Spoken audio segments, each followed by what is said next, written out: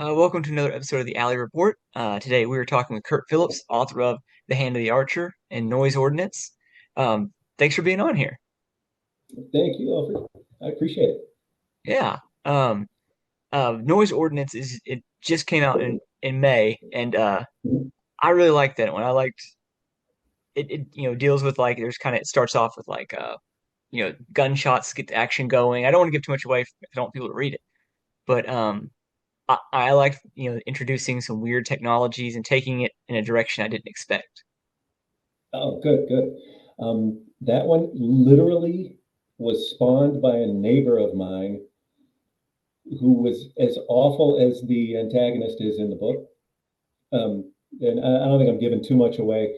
We had this neighbor. I live out just outside of Austin, and I've got an acre and a half. And this neighbor had like 10 acres, and I'm pretty sure he had built a shooting range on his property, which he would take to at like midnight. So he'd start shooting, and then he'd put music on his back porch, and this would go on until like 2 a.m. A couple of times it just went on forever, and I kept, and people would call the cops, and nothing would ever happen. And I remember thinking, trying to figure out a way to take care of the situation, and they all involved me becoming invisible. Hence, Noise Ordinance was kind of born. It's all just a revenge story. I love that. I feel like I've every now and then in stories and things I've written in people, yeah, neighbors and people that I just couldn't stand. It's like, okay, this person's gonna, meet the business end of a chainsaw because I can't do that in real life because of laws. It's satisfying. That's Yeah, for sure. for sure. Um, But then it and, just kind of grew from there. Yeah. and Like I and I've noticed a lot of like, and I've been doing this too with my writing is focusing more on the novelette length. Was that something that you just took the story where it went, or did you try to focus on making it that length? it started out just that. Like I wasn't even thinking of putting this out. Um, and so it came to about 10,000 words. And I'm like, oh, okay, I tied that up. But then I, uh, I, I liked the character so much, and I got some feedback from other people that I was like, okay, maybe I can turn this into a bigger story. But I just went ahead and put out Noise Ordinance, and then I started working on some other stuff. Um, Kind of follow-ups with the same main character, different stuff he could get into. Luckily, he doesn't die in Noise Ordinance, so I can reuse that. And honestly, I got about 25% into another book with him and then realized I should really go back and do like an origin story of this. So then I started an origin story. So there will be more tales about Nolan Priest. I love that because I feel like you set up a thing where you have this vigilante anti-hero kind of character, and it seems a waste if he's only in one story. Yeah. No, I want to get more mileage out of my really shitty neighbor. He's earned it. He deserves Yeah. it. Well, your debut novel and the Archer, a lot of that is set in, you know, a lot of the action begins in, like the wilderness, and it has to do with bringing things back, and also like taking drugs that can kind of open new reality, and there seems to be kind of a man versus nature or the things in nature we don't understand theme going with it. It started, there were a couple of kernels that story kind of grew from. One, it was my first novel. I'd written a bunch of short stories, prior to that, but I kind of realized my favorite part of the day was when I would sit there and write in the morning. So I'm like, all right, let's do something. Um, but At one point, I was in Colorado. I was in Durango, and we're staying in an Airbnb, and we'd been down on that main drag, getting pizza, and we're walking back to the Airbnb, and I just looked down this one road, and it's just idyllic. There's all these like little small Victorian houses and a white picket fence, and if you look far enough down, at the end of the street, you could see the mountains coming up, and it was just beautiful. And all I could think is, man, what kind of screwed up stuff could happen here? how can I mess with this? And so I just kind of had this image of some stuff that ends up in Hand of the Archer.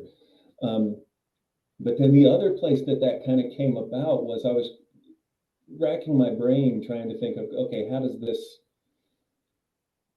the antagonist in that isn't even an antagonist. He's, you almost feel sorry for it. But I was like, how would it get here? And I tend to overthink these things, and how can I create something terrible?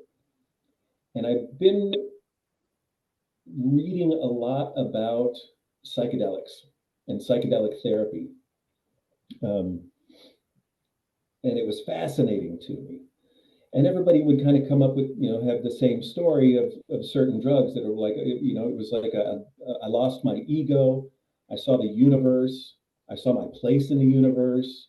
Um, and it was just, it was perfection. And when I die, I can live with that. And I thought, okay, what's the opposite of that? Yeah.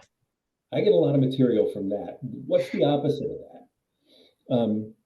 And so the opposite of it, you would think it was, I had to think about it a lot. And I was like, okay, the opposite of that would be something from that realm being thrust into the earth.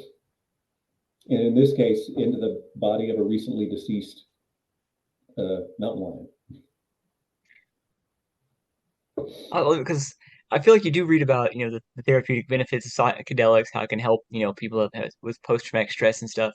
But like, Mm. growing up, I did always hear the horror stories of the people who, took hallucinogenics and things like that and had like, they had the bad trip or they had they're just not the same anymore trip. So it's like it is not all, rainbows. There's also machine elves and all kinds of creepy nonsense you run Yeah, into. and what I'll say, you're going to be schizophrenic. You'll never sleep again. You're going to get fired from Harvard. Stuff like that. Um, I think the benefits still outweigh a lot of those. Yeah, Set and for sure. setting. I'm a big proponent of it as therapy, um, but that's kind of where the reality of psychedelics ends. Is when I started the book. Yeah. Like I can almost guarantee that none of this actually happened in a Yeah, total no dream. one's gonna experience what happens in the hand of the archer. I hope not. Not that we know of. Yeah. Even I've had some people tell me, even after reading the book, still not sure if it happened. Like, well, I love that. I love anytime people can write because I feel like there's people that can write horror and it creeps you out or the story pulls you in, but it's the ones where it's like there almost feels like a level of reality to it. It's fiction, but they've done it in such a way that like you buy it. Like I feel like that's a yeah. skill. I think part of that is just reining in the fantastic elements. Um, like if there's too many, you're asking people to suspend their disbelief a lot.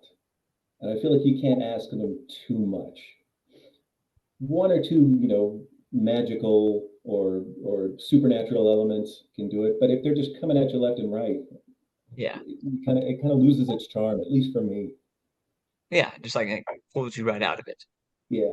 Um, yeah, I don't my youngest just popped in and said, "Dad, there's vacuum people."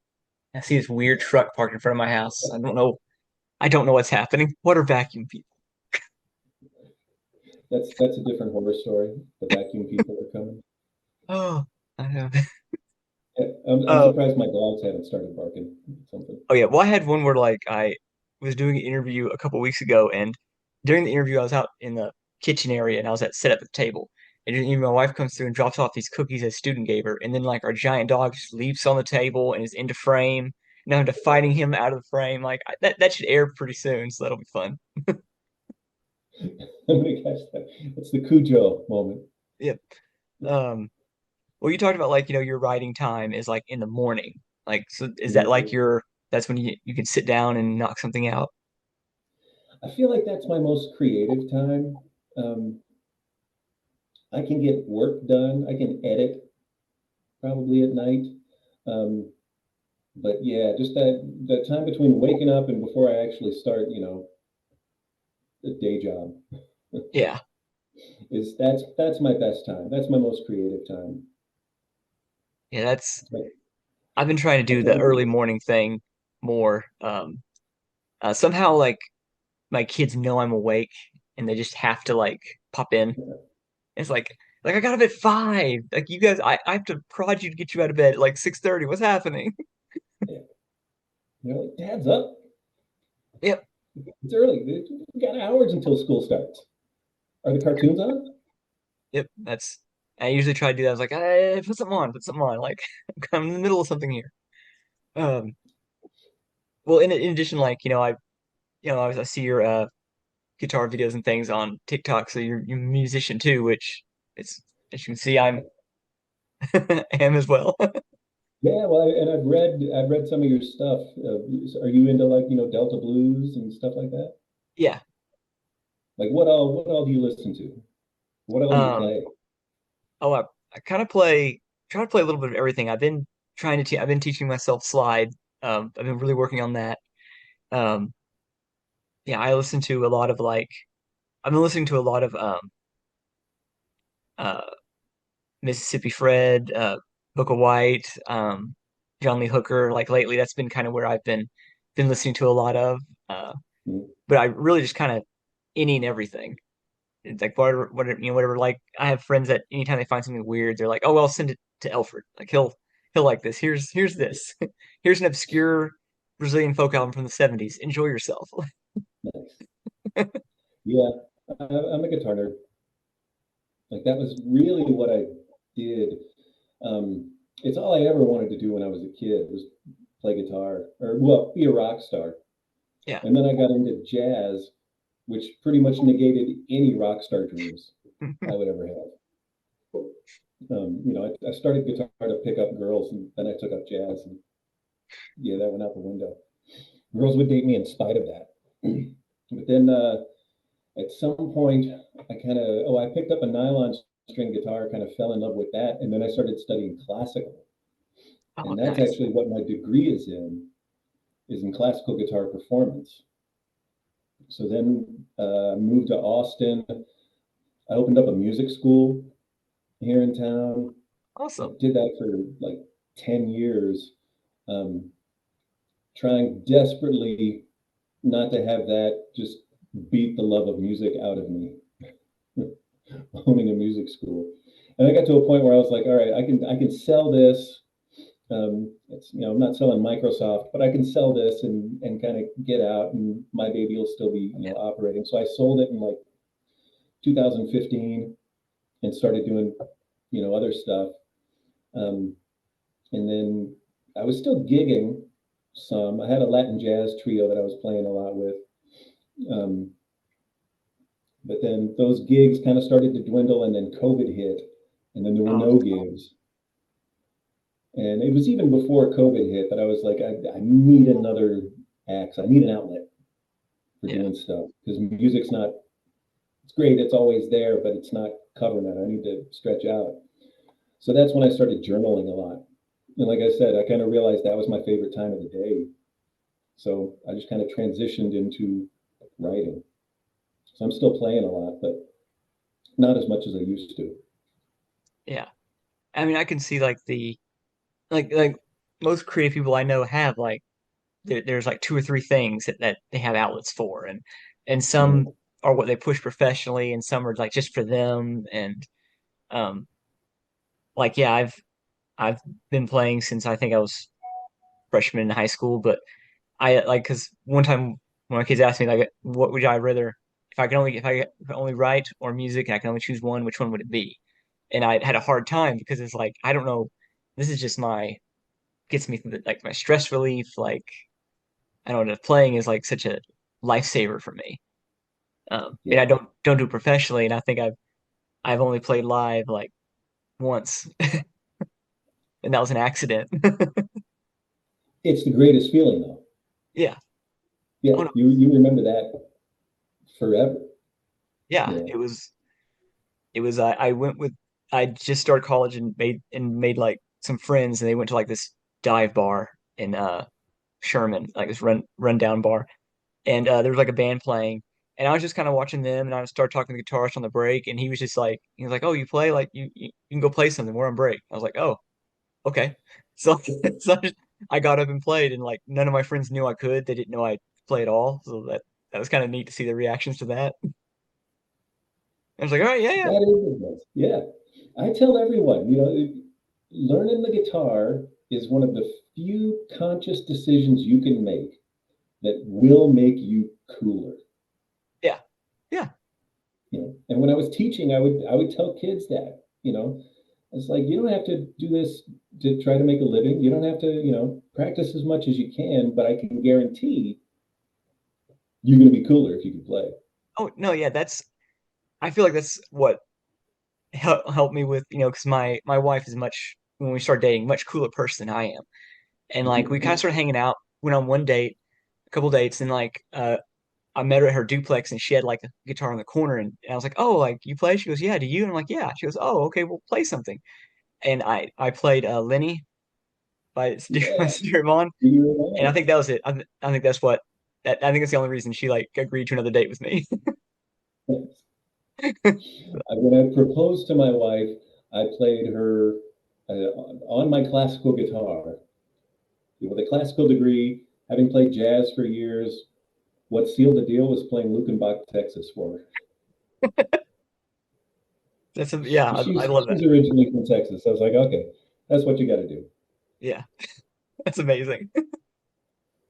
Yeah, like yeah, and that's my like outlet so many times. Like especially because I feel like there's sometimes with writing where I get stuck and I almost Mhm. just need to walk away for a little bit, not a big dramatic it's over, but just like I just need to step away for a bit. And that's usually when I'll deep dive into learning like a new style of playing or a new genre or something. Like, okay, I'm gonna try this now for a while.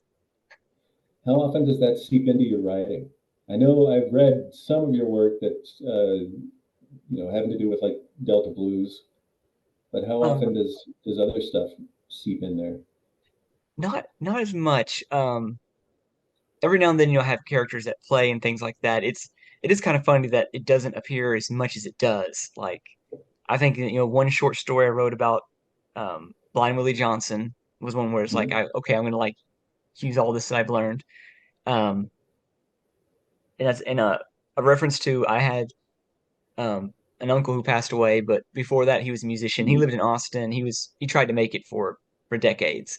And so like I in a book I threw in a character like listening to his music because I was like maybe somebody will Google him. He has the same last name as me. Maybe somebody will check him out because his daughter uploaded all his stuff to Reverb several years ago. And Uh, so he was very much like 70s country that style that old school Willie Nelson. That was his whole Austin deal. outlaw. Yeah, yeah. I. It's hard to put the music into your writing. I've found because no matter how you could be like the greatest musician in the world, but when you're writing about it, that doesn't help your writing. Yeah. And when you're writing stuff about like, I think the best thing you can do is just appreciate the music and then just try to explain because nobody wants to hear you talking about music theory. Well, guitar nerds would. Yeah. But like I would. outside of that circle. Yeah, so that's a pretty narrow window. Um, but everybody does like musicians. So I've got a couple of stories on the back burner. I've got several stories that I'm working on right now because I'm kind of ADHD. I'll get about 25% into some kind of novel or story, and then I'm a squirrel, and I'll run off and start writing something else.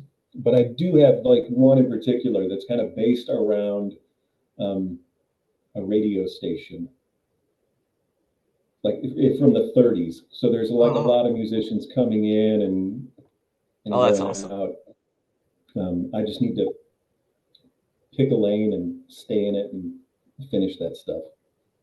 Well, like we talk about it's hard as a musician to write about music in an interesting way. Like well, it's funny I read a fantasy book years ago, the King Killer Chronicles, and Hmm? and in the first one, it's a character becomes a musician. That's his thing, and he's playing a specific kind of like guitar, like lute thing, and it goes detail into his playing and practicing and learning, and it's interesting. And the author has no musical ability, does not know how to play an instrument.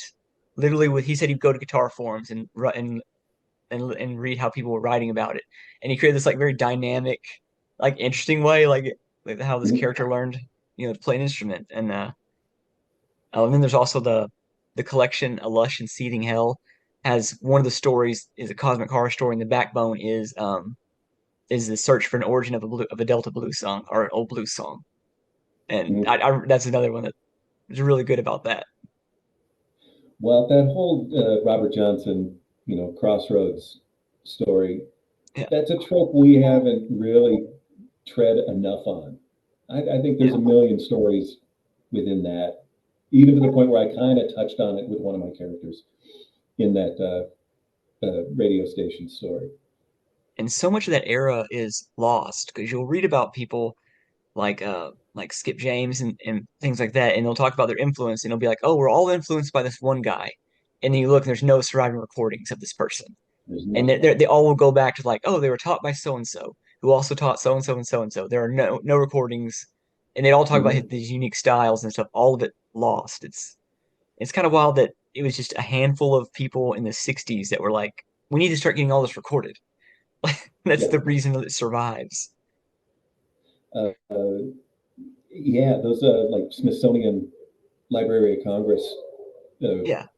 recordings, Lomax, Mhm. Alan Lomax went and recorded a whole bunch of folks. But yeah, a lot of that stuff is lost, which is too bad, but that does create an air of mystery about it that Yeah. makes it right for fiction, Yeah, and because especially horror fiction. Maybe just for me, because that's the way my mind works. But yeah, it is like like you said, like lost music, lost musicians, and this struggle and strife, they went through. Like, I mean, like, my Blind Willie John story was just based on the fact that like his house burnt down, he had nowhere to go, so he slept in the burnt out remains of it and died of exposure.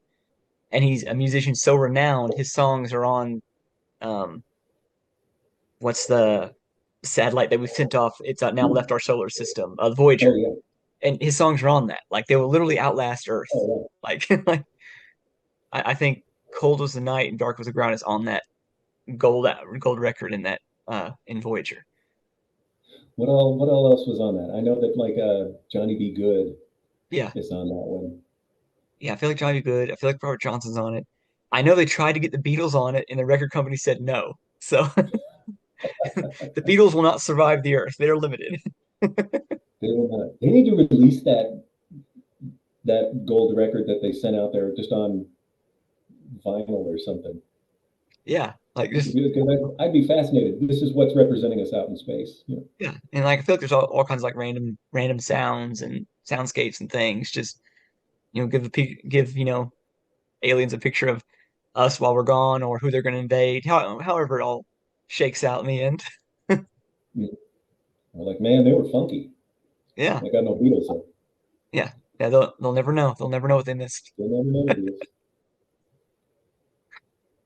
Um, we talk whenever you write, I'm wondering, as a musician, do you listen to music while you write, or do you? Because some people need silence, and some people want, you know, lyricless, just instrumental stuff. I'm envious of people who can listen to music loud and like listen to, because I know guys that are like, oh yeah, it's a Testament kind of morning, so they're writing and listening to like thrash metal. Yeah, I just yeah, can't. I can't listen to, I can have, it's got to be instrumental and it's got to be way in the background, like very quiet. Sometimes I'll just put the headphones on just with nothing on, just to block everything out. But I do listen to a lot of soundtracks, yeah. film scores. Those are always good. They'll kind of get you in the mood. Listen to a horror movie. Mhm. Um, a lot of classical stuff. Luckily, from studying classical guitar, I've got a repertoire of stuff. I'm like, okay, this would be good. Even piano works. I listen to a lot of Glenn Gould playing Bach when I'm writing. But I wish I could listen to other stuff. It sounds like more fun. Yeah, I like soundtracks. If I'm writing, it almost needs to be something I've heard a million times. Because if it's something new or Mhm. something I'm familiar with, I'll get pulled out because I'll start Yeah, listening to that instead of doing what I'm doing. So it really has to be. exactly. It's like, well, I've heard this album 10,000 times, so I can. If it's me by myself, it's just silence. If it's the family's here, the dogs are running around, then it's like something to kind of drown everything out. So it probably will Yeah. be something I've heard 8 billion times. I've spent so much time listening to the Northman soundtrack. It's a That good one's great. soundtrack. It's an epic The soundtrack. Prey. Yeah, Prey was really good too. The Predator, the Native American Predator one, Prey. Loved that one. And then there's an album that I was listening to a lot when I was writing Archer that actually made it into the book. Um, it's a Yo-Yo Ma, Chris Steele, and bass player. So it's three strings, mandolin, cello, and double bass playing these Bach inventions. Oh, So it's almost like a bluegrass, group playing Bach. And I wore that out writing The Hand of the Archer to the point that there was a scene in The Hand of the Archer where he's doing the trip and the psychedelic trip, and the doctor says, "Do you want to listen to some music while you're doing?" He's like, "Sure, whatever you got." And the doctor's all excited because he's got this CD of bass, cello, and stuff. And so I kind of tied in some Bach stuff, like even when he's waking up, coming to from the trip. There's music playing that's it's a Bach piece called "The Sleeper's Awake" perfect. that no one would know unless you were a big Bach fan or you spoke German. That's amazing. I love that. Um, well, thank you again for coming on here. This has been awesome talk. And yeah, anybody who's been, watching or listening, be sure to check out The Hand of the Archer and Noise Ordinance. They are both fantastic.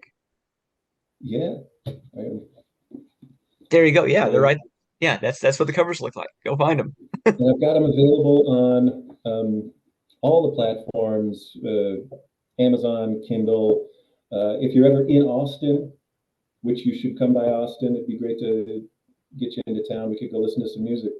Yeah, But that'd be if amazing. anybody's in Austin, they can go check out, go to Book People at 6th and Lamar. So we keep them in stock. I actually just took a load there so they could stock up for the Halloween season. Oh, perfect. Yeah. Yeah, this is our time. This is our time to make a little bit of Um, money. yeah, all the horror writers are just kind of giddy this time of year. Yeah, This is our season. We're selling more books. really, yeah. And then the holiday season takes it all away. And it's all gone. Then you just have to say, these are great stocking stuffers. Perfect.